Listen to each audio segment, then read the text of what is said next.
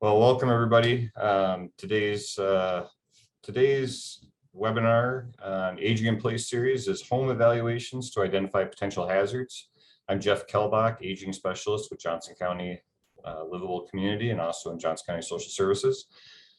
We're going to go over a few things real quick here before we get to the presentation.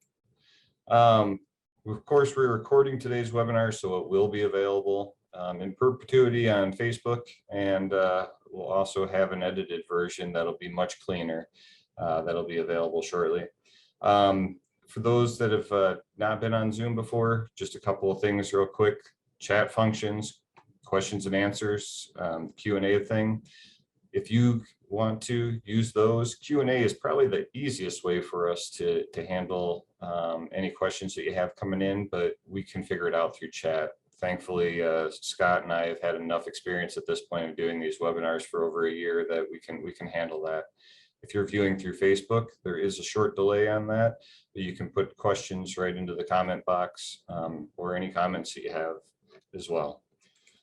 Our group that puts this on is the Johnson County Livable Communities Housing Action Team, which consists of the Johnson County Livable Community, the Greater Iowa City Area Home Builders Association, and the Iowa City Area Association of Realtors are big groups that are involved.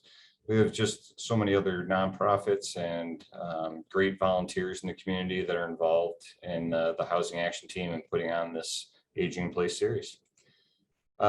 Just a little heads up, we have two more of these after today. September 8th, we'll be doing one on at-home exercise, and October 13th, reverse mortgages, ins and outs. And Andy, there's the little promo there for safe-proofing your home.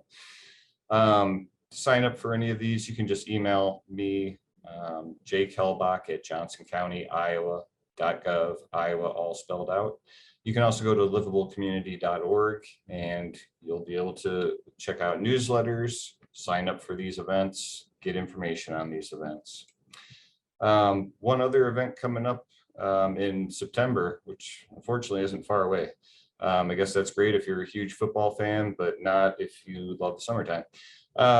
Powerful Tools for Caregivers is a 6-week course for caregivers. It provides them tools to be basically the best caregiver that they can be for a loved one, whether they're living with that individual, long distance, whatever the situation may be. If you have questions on this, feel free to email me or Madeline. Her email address is on here. And just always, any questions or assistance that you might need regarding older adult issues, you can feel free to give me a call. Many people do. 319-688-5842 is the direct number to me. And then once again, my email address, I think I've said it enough times now. So without a further ado, I'm going to introduce I'll introduce Scott real quick here. Scott Hawes, he is the chair of the Johnson County Livable Communities Housing Action Team. And we have a couple of members of our Housing Action Team today that will be doing the presentation. GT Karr from Sueppels Siding and Remodeling, you'll correct me, and Andy Martin from Martin Construction. Do you guys want to set us up before? I know we're going to be doing a video here. Is there any setup for this video? Yeah, I can take that. Little misleading on the title. I think we're going to get to kind of identifying potential hazards in the Q&A. But we decided to, with the help of the City of Iowa City and Ty Coleman, take you on a couple tours of a new home that was built a few years ago to kind of show you some things that you can do in your planning process and some improvements and design features that you can put in a home to kind of allow you to age in place gracefully and welcome guests if they may be wheelchair bound or need some accommodations there. So it's kind of neat to see that in person. And I think the biggest takeaway is seeing when you plan ahead how much it just looks like a home. It doesn't look like a care facility. It doesn't look like a hospital room or anything like that. It's extremely functional, extremely welcoming, and everyone can use it. So short of taking everyone on a tour, which we're unfortunately not there yet. That was the hope of the video. And it was a home built and designed by Tim Ruth, McCready Ruth, and he narrates it. And then the second part of the video, we're going to go to just a retrofit where they were able to pretty simply get access, pretty minimal investment, and keep somebody in their home. As far as myself, and I'll let Andy go here soon, I am own and operate and manage Sueppels Siding and Remodeling, and I'm also on the back half of my presidency for the Iowa City Area Home Builders Association. So I'm not counting down the days yet, but I got through mid-year. So we're excited to be involved in this. So Andy, you want to take it away before we do the video? Sure. My name is Andy Martin, and I'm the owner and operator of Martin Construction. We're another remodeling company here in Iowa City. And we get, as does GT, we get these kind of questions all the time. And it's one of the big concerns people have is how can they stay in their home and how can they improve their homes. So this is a great forum for us to be able to communicate with people. Terrific. Well, thank you guys. I put the link for the video in the chat. I've tried this out. It worked when I tried it out, but I have not a lot of faith in my technology expertise.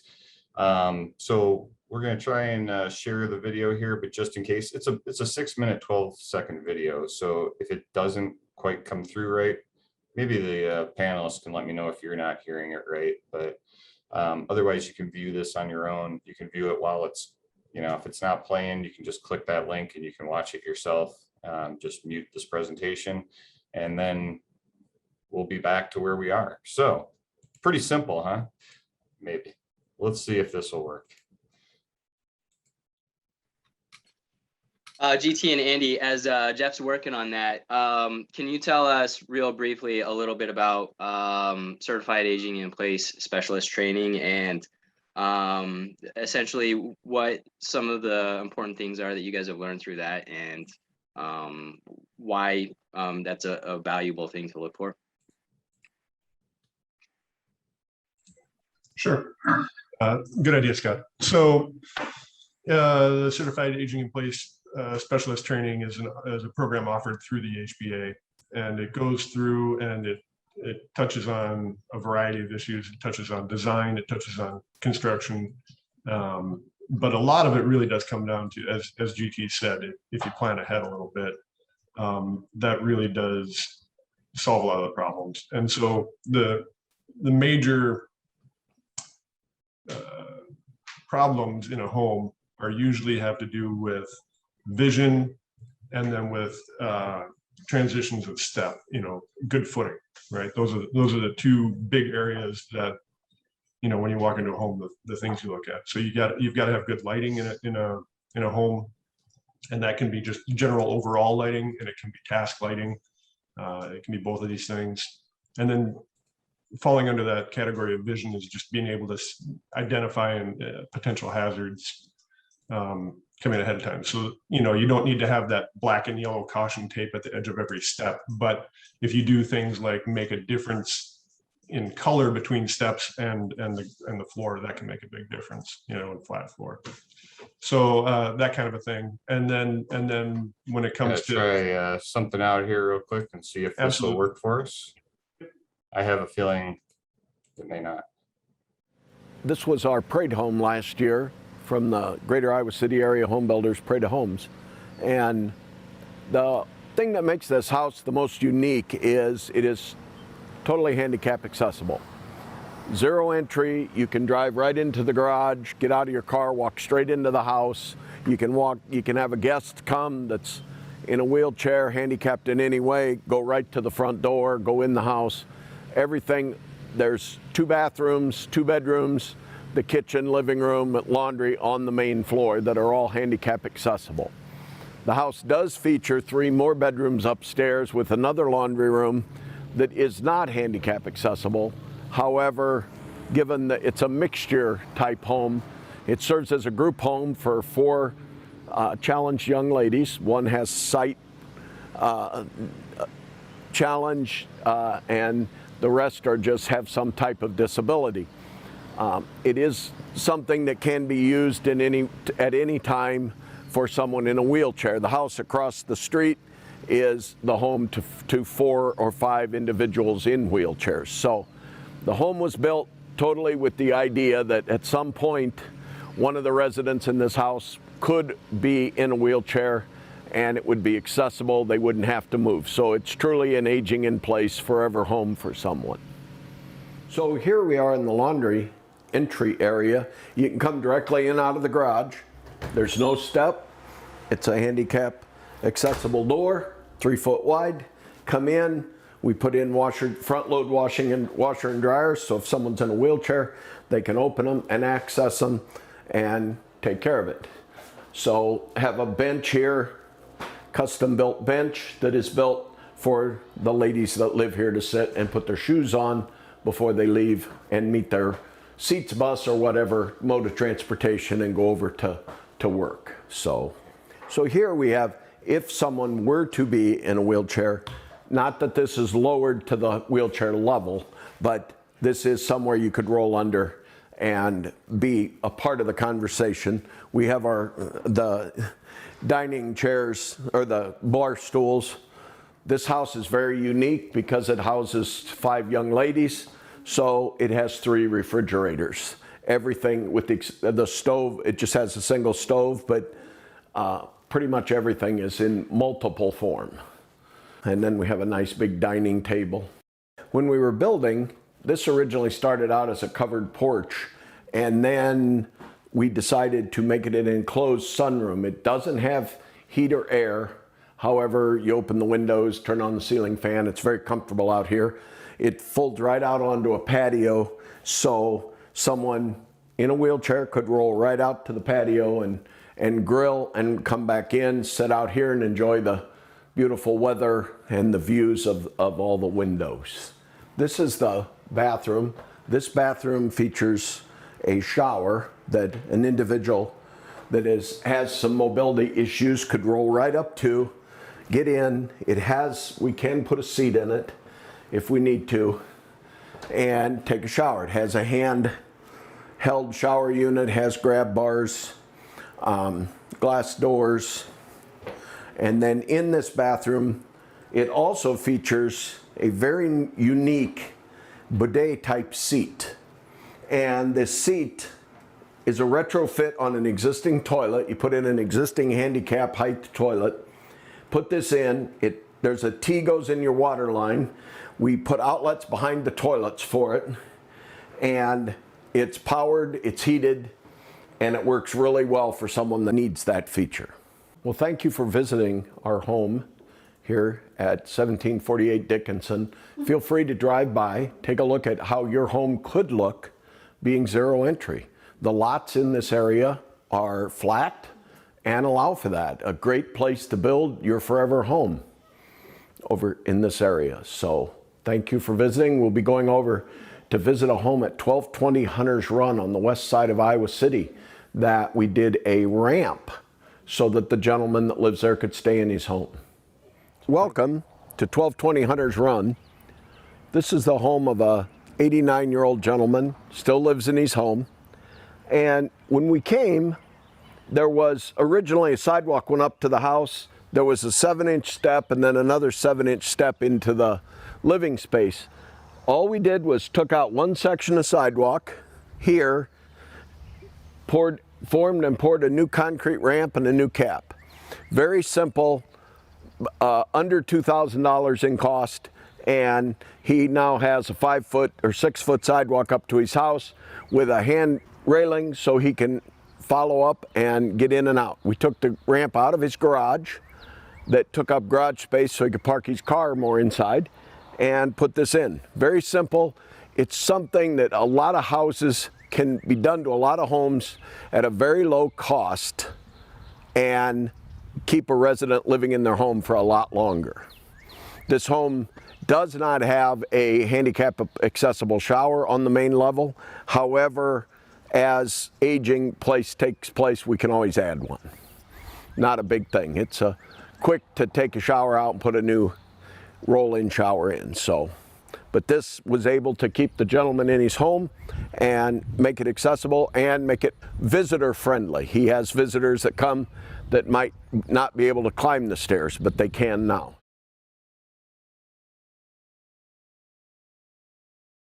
All right, I'm gonna turn the volume down on my end here. Hopefully that, so I don't blow out my ears, because that ends up being very loud.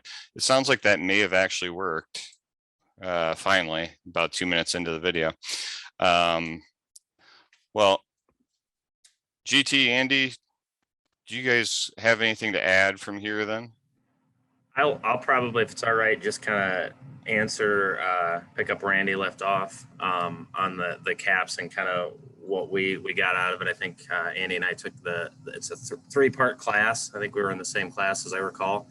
You know, the takeaways that I still have my books. I use them for reference from time to time, but I think the most important part is really getting everybody on the same wavelength, on the same team. So it's the contractor, our vendors, our suppliers, the real estate people, if they're selling houses, and the client. And a lot of times, in my experience, it's the client and the family, right? That we're all looking for the same thing, the best experience to age gracefully in your home. And sometimes we get to do some of these improvements before they're needed, which is great. You know, that ramp in the second part of the video. Yeah, I know the client needed it, but they're able to kind of slowly work through the process. And, you know, it sounds like in the future they may do a more accessible bathroom, but they can kind of plan those things. So what I got out of it and what I continue to get out of the training is just the relationships that we've developed taking the class and talking to some of the other suppliers and people that were there. So when we do a bathroom, there were some individuals that took the class with us and showed us some products that, you know, we might not have known existed or didn't think about using it in this example. And it can be simple things. I remember, and we've had this situation, an example in our class where people weren't thinking and they put a really slippery tile on a bathroom floor, right? And you don't have to be, you know, at any advanced age to have an issue with that. That's a bad idea. That's part of that collaborative design process that everybody's thinking. So we're not making an ice rink and potential problems. So those are kind of the notes I wanted to talk about. Do we have any, Andy, do you have anything else to add to the video, or do you want to open it up to Q&A or?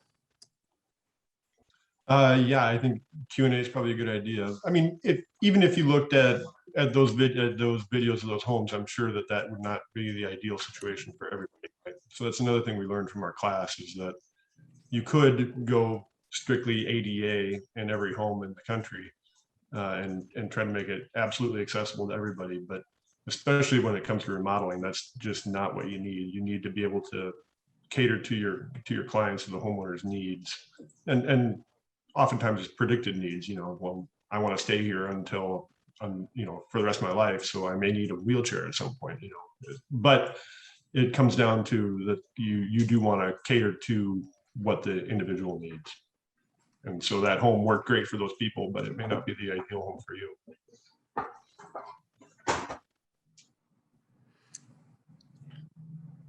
Well, sounds like we're ready to open it up for some questions and answers. This is where I let Scott take it over, because not only is this his wheelhouse when we're talking about remodeling construction, but well, he's just better at this part anyway.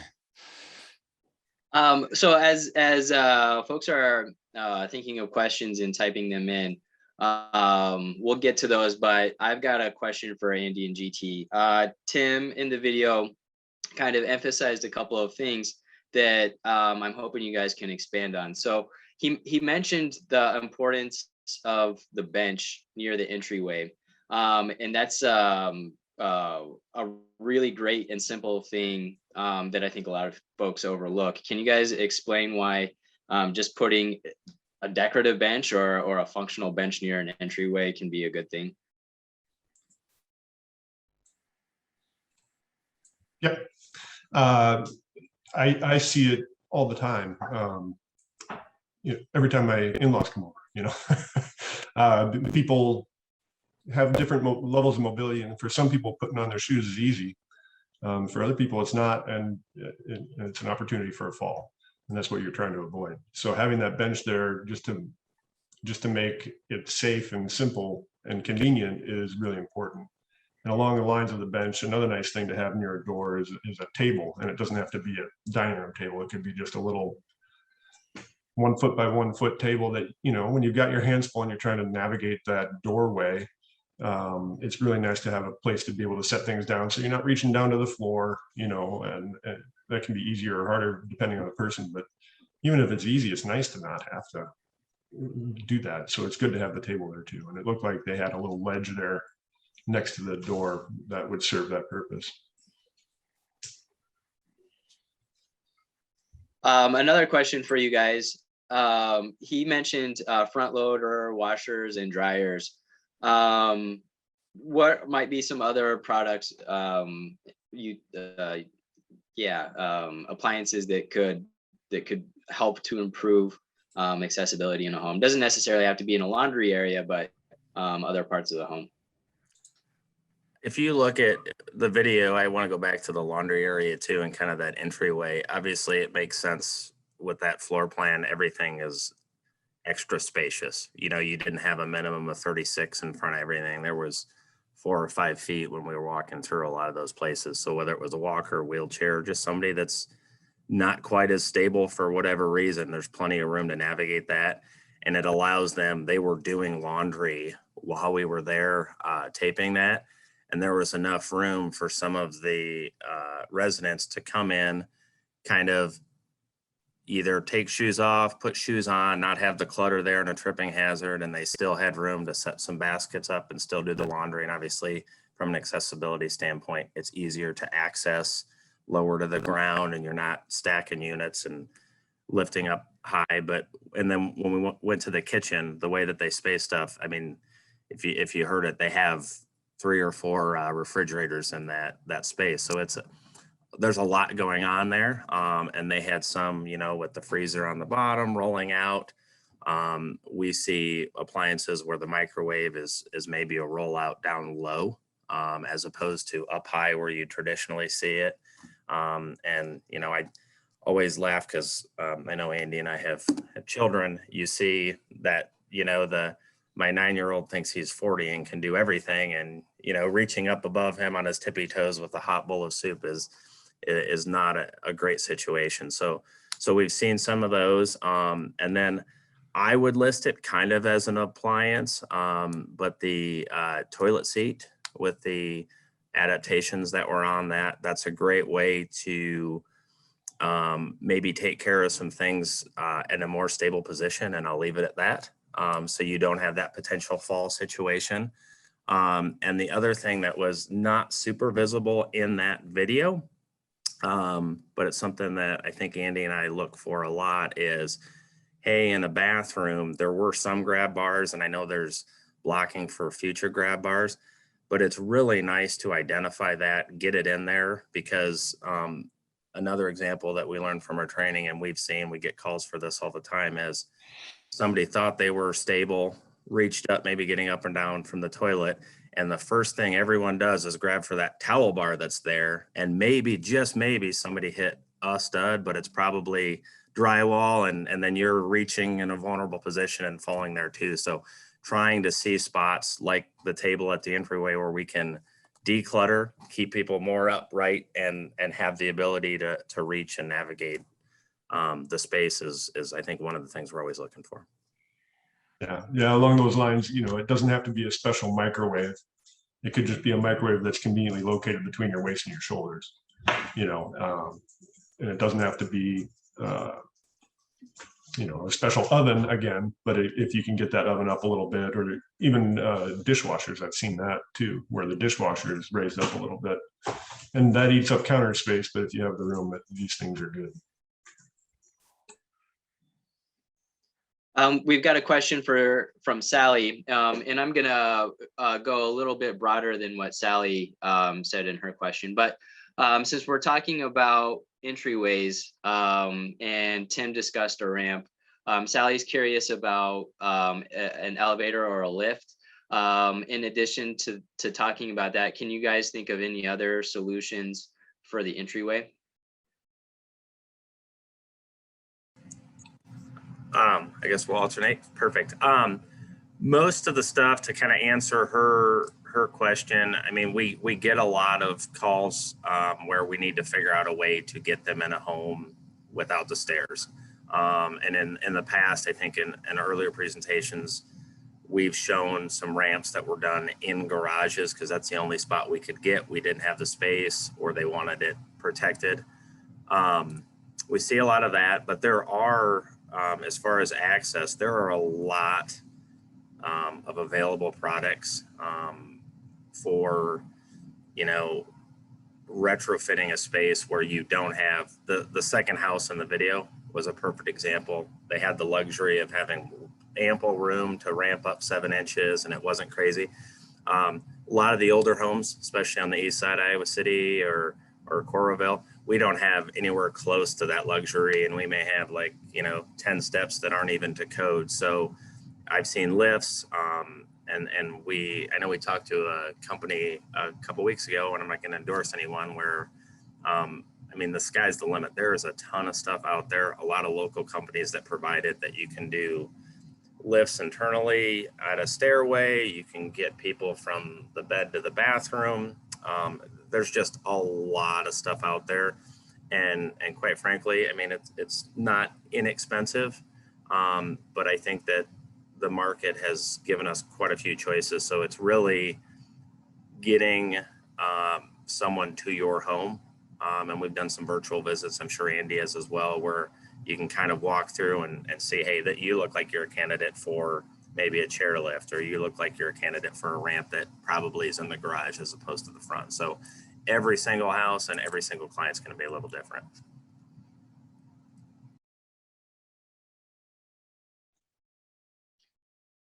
Sounds good. Got a couple of questions here from Lorraine. So what are some of the most popular or common changes or modifications that people request and that you guys see?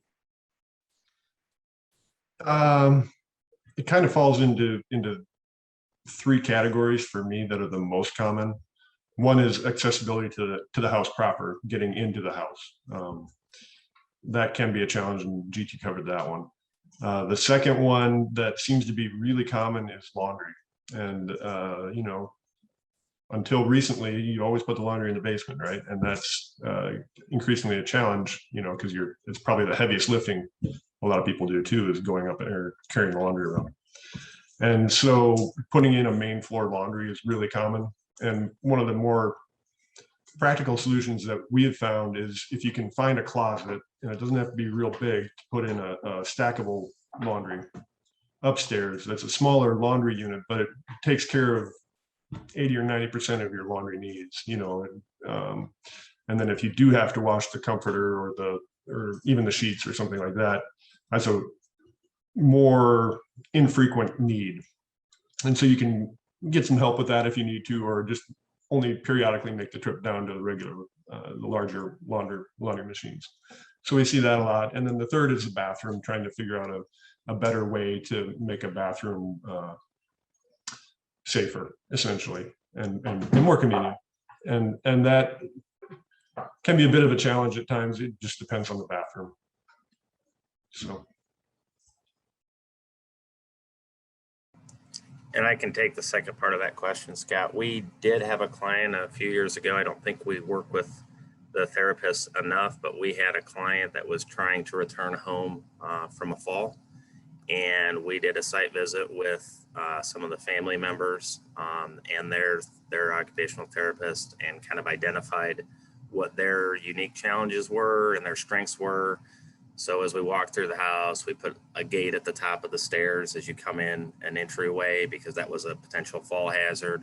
We put blocking and grab rails all the way down the hallway where the client would need to access different rooms. We did move laundry upstairs, and we found a way to, it wasn't completely ADA compliant, again, existing housing stock with finite resources. We're not going to rebuild everything, but we improved the situation drastically in the bathroom, took out a tub, put in a shower, and put in grab bars. And, you know, we didn't have the luxury of widening a lot of doors, but it was helpful to have the therapists involved because they knew, hey, they can pull, they can't push, and these types of things with their fall. And I think hearing it back to that collaboration from the therapists, from the kids trying to get parent home, everybody kind of knew as they were going to all do some caretaking what needed to be done, and we all kind of worked together to get them back home, which was pretty rewarding. So.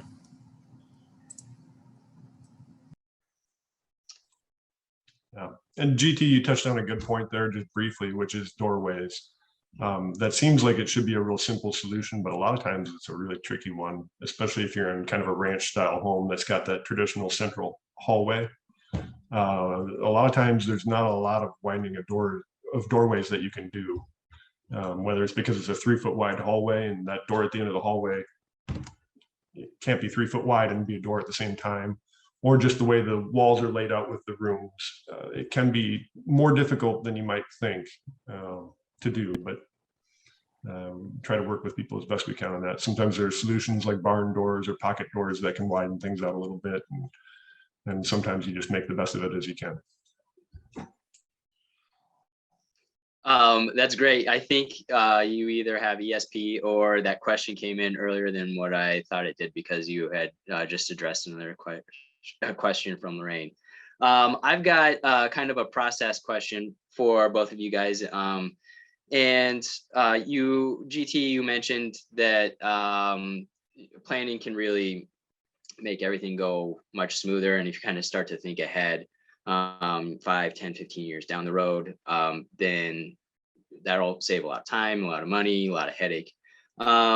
So what is, you know, as people are starting to think about modifications, what is some information that a contractor or an occupational therapist, family members, everybody who's kind of brought into this decision-making process, what's some information that folks need to know about? And that way, you know, as people are thinking about this, they can, you know, kind of think, I need to make sure that the contractor knows this, or I need to make sure that the occupational therapist knows this. Well, so yeah, it's a loaded question, right? So I guess I don't know, see what you guys can do with it. I'll try it on for size and see how many tangents I can go on. I think I always try to approach it. Yeah, it's difficult to look into the future and say, hey, I'm going to have this particular issue, or I'm going to have that issue.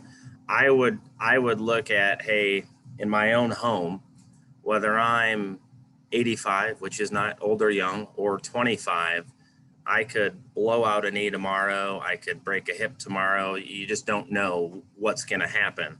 So the obvious things that are going to be issues are what we've already identified. You're going to need to do laundry, get the kitchen and bathroom stuff, and you're going to be able to navigate inside your home. So if you're concerned about this and you're in the market for a new home, I would be asking myself, hey, how many levels of stairs do I really want to be in? Is there a way in the future that I can get some of these, whether it's main floor laundry or a wider doorway, or eliminate some of the stairs, whether it's me, one of my family members, or a guest, what can I do for that? Again, you don't really know any of those things until they happen, but conversations I have, if people are asking us to do a walkthrough for a new home, hey, you know, all the bedrooms are upstairs. Is there a possibility that we can add something down here, whether it's a caretaker or not?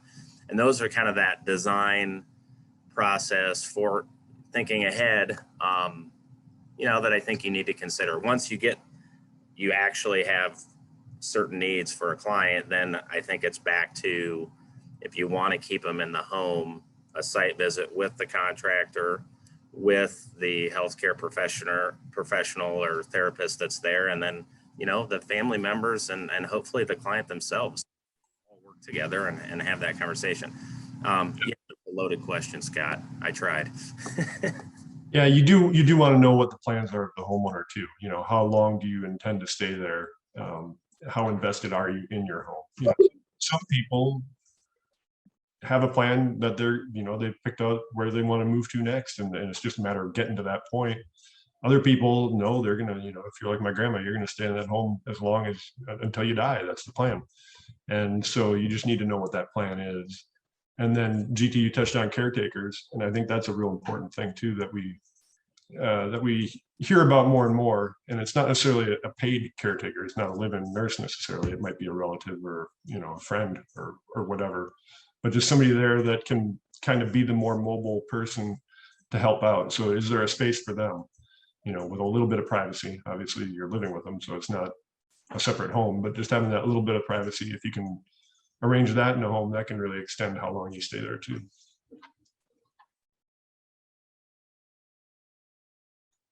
Well done, guys.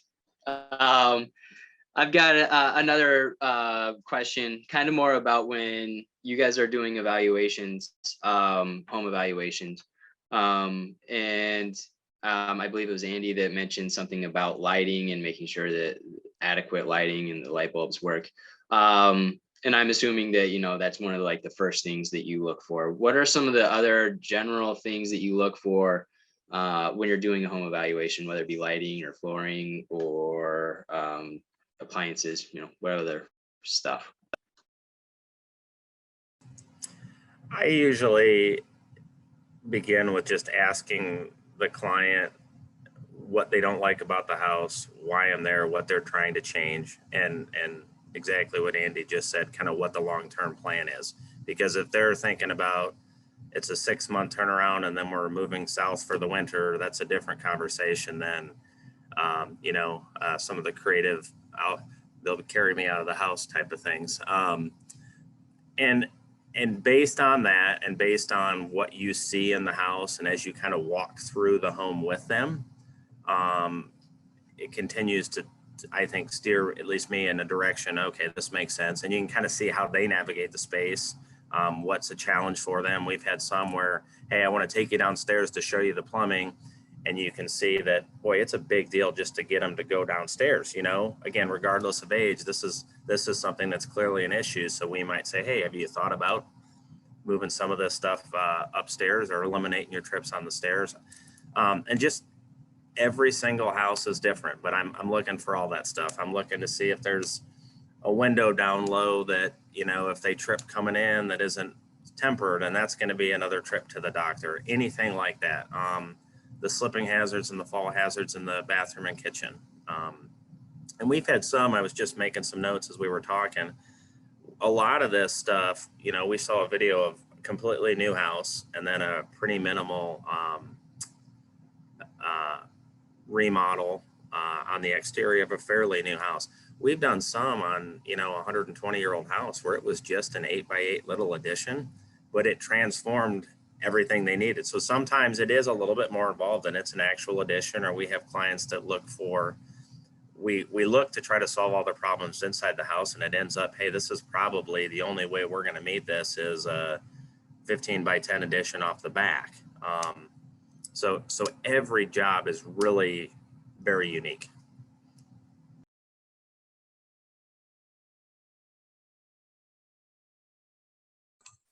Sorry, got sidetracked there for a second. So what I'm hearing is that if somebody has a good evaluation, or somebody who requests evaluation, is that they should expect a lot of questions about what their goals are, and it really should be about the person who's living there, more so than kind of what the contractor wants to do. Is that? Yeah, it's problem solving for sure. You're trying to find out what their problems are and then solve those, and then what, if you can, find out what their future problems are and solve those before they happen. Another question from Lorraine. She's curious about what you guys see and hear from customers about installing some gadgets like smart thermostats, doorbells, some other things, or some other products that might be helpful in improving accessibility. Yeah, we see a lot of the thermostats and a lot of the doorbells and the cameras, and those, in a maybe unexpected way, that can be a real aging in place aid too. If you have cameras inside, it might seem like it's kind of a personal space issue to have the cameras there, but then if you can have a child or a relative, what's going on with mom, check up real quick, and it's fast and efficient that way. So we see that. The lighting, not so much, at least I haven't seen that, just because it seems to be a little bit more involved, but unless you're talking about just like a motion detector light, and that is getting more common. That's really great in a closet. We love that for closets and for cabinet doors and stuff like that. And some people love them in their mudrooms too. Other people, not so much, but for small rooms, it can be really effective. Small rooms with only one entrance, they can work really well. We've seen some, I mean, it's pretty basic technology, but like the LED night lights in a hallway or something, just, if you do in the middle of the night, need to wander around and aren't necessarily completely awake, it's nice to have a little bit of a path.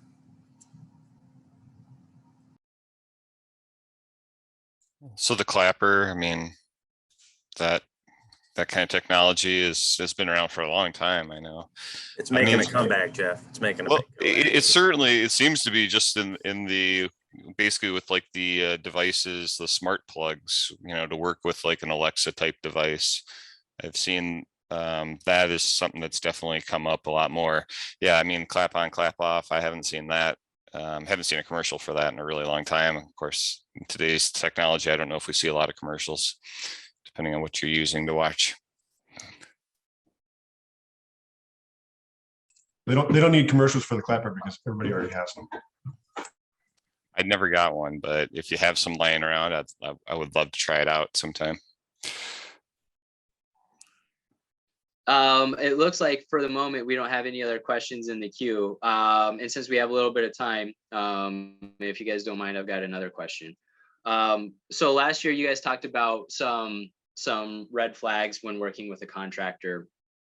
And so if somebody's making aging in place modifications to their home, what are some practices that maybe should raise some a little bit of awareness, or make somebody kind of raise up their eyebrow and say, I'm not certain about that, and some things to avoid when taking on kind of a big investment in your home? I think a couple big things would be, I would try to talk to at least a couple people and view it as a process. I would be very leery of this is the only way we can do it, hard sale, sign right here and get me all the money today and we'll be here tomorrow. When you look at how we approach it, I know Martin Construction does the same thing. I don't think we're going in there right away, day one, saying this is exactly what you're going to do. It's going to be this price, sign right here. It's going to take some time. I think I would advise people to make sure they're comfortable with their contractor, check references. Obviously, Andy and I are both members of the Home Builders Association. That's a great resource to check on, but view it as a process. This isn't, a drive-through item that you can order a number 2 and be done in 3 minutes. It's a process. Selections need to be made. We're still in a situation where we have supply chain issues and escalating costs on things. So I think it really is, trying to identify who you're comfortable working with and doing your due diligence on references and making sure that you know as much as you can about the person you choose to work in your home.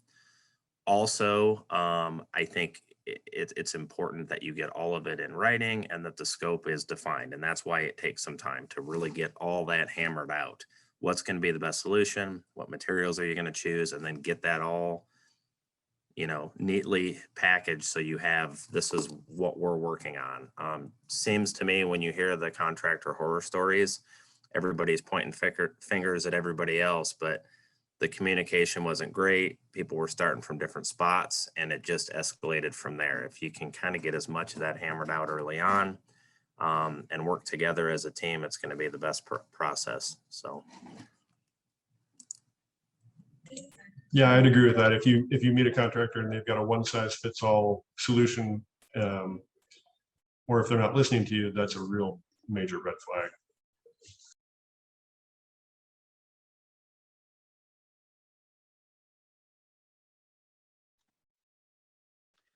All right, so you guys have answered all of my questions pretty thoroughly. Jeff, it looks like you've got another one about some resources available for low income folks. I'll go ahead and let you ask that. Well, yeah, curious in your guys' expertise, are there some programs that may aid homeowners that have limited incomes, generally older adults or individuals, maybe even through the pandemic here, that things have changed and they just need to find a way to maybe get some things taken care of? Yeah, I think Scott's probably a great resource for that. There are, and there's a bunch of them, and it can be confusing, but I know that we've been able to do a little bit of work that way with various programs, but I think Scott does quite a bit of that. Am I wrong?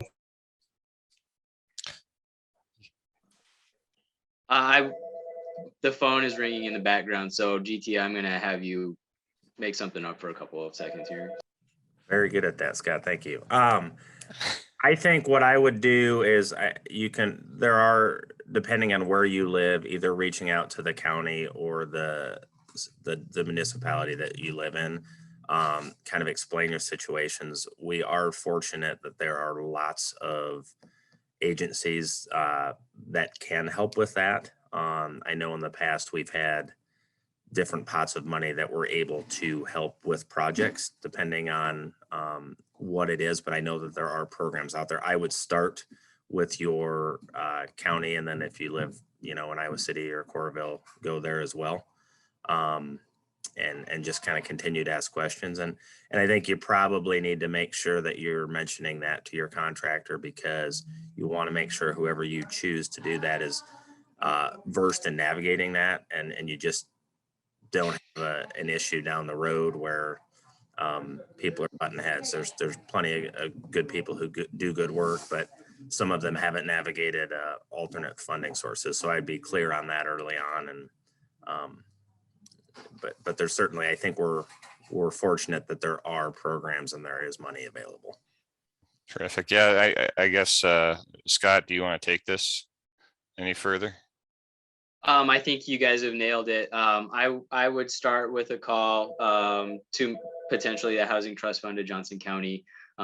Jeff is also very knowledgeable about resources in the area. And of course, I'll be happy to answer some questions as well. So those are three good places to start with questions about that. And also, shameless plug, in October, the Housing Action Team is going to be giving a session on reverse mortgages, which may be a way to finance some of these investments in your home. So if you're interested in that and want to learn a little bit more, both the positives, a tool like that, and maybe some other things that you might want to consider or might give you pause, I would suggest joining us for that one.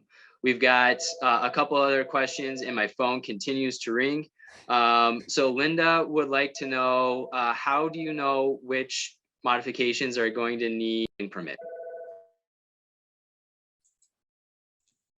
That would be a great question for a contractor. But if you're just thinking ahead and, before you even want to talk to somebody, the basic idea is if you're going to move plumbing fixtures like the toilet, that would require a permit. If you're going to do any extensive electrical work, that would require a permit. And if you're going to do anything big and structural to the house, where you'd be knocking down a wall or adding onto a house, for sure, those types of things require permits too. All right, and there's one more question from Linda. So who would you guys, or this is kind of a tough one. How would you go about knowing who, what type of modifications need skilled people and which ones, like a handyman or somebody who's just handy, might be able to take on? So, question. I would say I would always check references. I'd reach out to local home builders association and ask for references. That's a good way to say, hey, you know, they're established and they're here and part of the community. I may also reach out. I don't know that it truly matters whether it's a handyman or a contractor, depending on the improvement, as long as they're licensed, insured, and competent. And again, I think we have members who do more maintenance and handyman work, and then we have some membership that, you know, builds new homes. So I would start there, and then I'd also probably ask for references, and I'd also reach out back to kind of piggyback on the first question. If there's any doubt at all, call your local municipality and ask if you need a permit. And then you can also ask, hey, you know, do they have a copy of their license and those types of things. Those would be just good things to do your due diligence as a homeowner. Terrific. Scott, do we have any other questions? No, and also some good news for me. My phone has stopped ringing. Yep. This good. I mean, I guess I shouldn't. One of those questions could have led to a lot of those phone calls immediately for you. I'm not sure. For those that don't know, Scott is over at the Iowa Valley Habitat for Humanity. So his phone does ring quite frequently. I tend to have people call it a lot, especially during webinars. It's a fun little game I like to play with them. Well, I think we've gotten to that point then in the presentation where we're wrapping it up now, huh? I mean, thank you, Scott, for putting together all the questions and eloquently asking those questions that were sent in. GT, Andy, you guys are awesome. Wonderful to have your guys' expertise and knowledge to answer all these questions and give good information. I know a lot of those questions, especially those that came from Scott, are really difficult to answer and yeah, just not succinct enough. But generally really appreciate both of you for being on here. My apologies for screwing up the webinar with the technology difficulties. I like to try and mess up something at least once every time. A reminder, we do have a couple more of these aging in place webinars. Next one is September 8th, at home exercises, and October 13th, as Scott alluded to, reverse mortgages, ins and outs. So look forward to seeing everybody in September. I will go ahead and make sure everybody gets the video link that has registered for this, and I'll also put it on the Facebook video as well. So hopefully nobody misses out on any of that information, and everybody have a great day. Thank y'all.